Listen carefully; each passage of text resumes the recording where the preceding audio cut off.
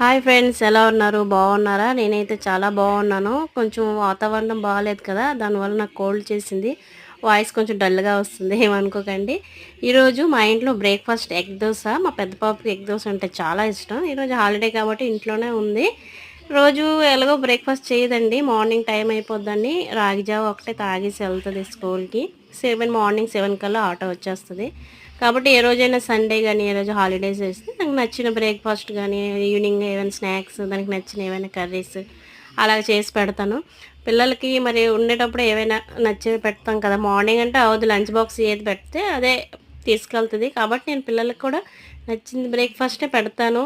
Lunch కూడా వాళ్ళకి నచ్చిందే చేసి పెడతాను. వాళ్ళు ఏం తింటారో అదే నైటే ప్రిపేర్ చేసుకుంటాను, ఏం తింటారనేది. వాళ్ళు నైటే చెప్పేస్తారు, మమ్మీ నాకు ఇది కావాలి, రేపు ఈ కర్రీ కావాలి అని చెప్తారు. కాబట్టి అవే చేస్తాను.